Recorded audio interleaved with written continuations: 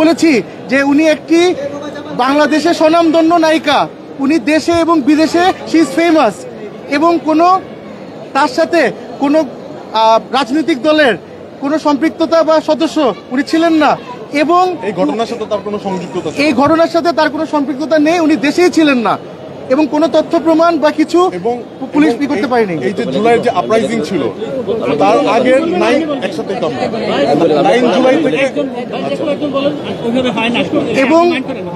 এবং সবচেয়ে গুরুত্বপূর্ণ কথা হচ্ছে যে আমার মক্কেল উনি দেশেই ছিলেন না, এবং তার ফেসবুকে আপনি যদি দেখবেন সপক্ষে বেশ কিছু পোস্ট আছে এই বিপ্লবের সপক্ষে।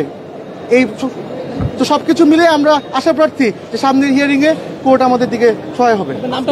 আমার নাম ব্যারিস্টার ফারহান মোহাম্মদ আরাফ, আমি আইনজীবী। আপনার মক্কেল নুসরাত ফারিয়া ঢাকাই চলচ্চিত্রের একজন জনপ্রিয় নায়িকা, উনি আপনার সঙ্গে কোনো কথা বলেছেন কি, আদালতে কিছু বলেছে কিনা? উনাকে আসলে আজকে কোনো কথা বলতে দেওয়া হয়নি, বাট সরকার পক্ষ বলেছে উনি পালিয়ে যেতে চেয়েছেন। আপনি যদি দেখেন জুলাই থেকে এই পর্যন্ত 3-4 বার উনি দেশের বাইরে ট্রিটমেন্টের জন্য, শুটিং এর জন্য যে আবার চলে এসেছেন, তার কিন্তু পালানোর কোনো ইন্টেনশন বা মোডাস অপারেন্ডি নেই। সেটা আমরা সরকার পক্ষকে বোঝানোর চেষ্টা করেছি, সহযোগিতা করেছি। আদালত ওই রিপোর্টের পরে 22 তারিখে আবার আদালত বসবে। আমার নাম ফারহান মোহাম্মদ আরাফ। জি জি, ছবি তুলে দিয়ে দিতে হবে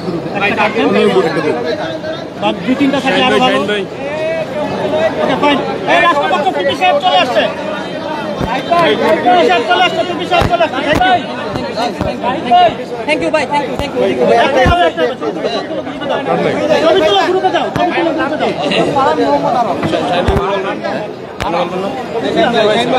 শাইন ভাই বলো, শাইন ভাই কিছু বলো।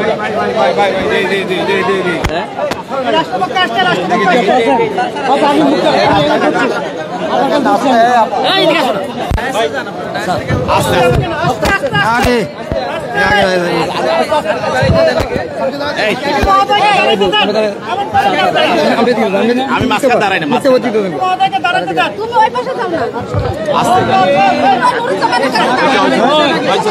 থাকো থাকো থাকো, বলুন স্যার।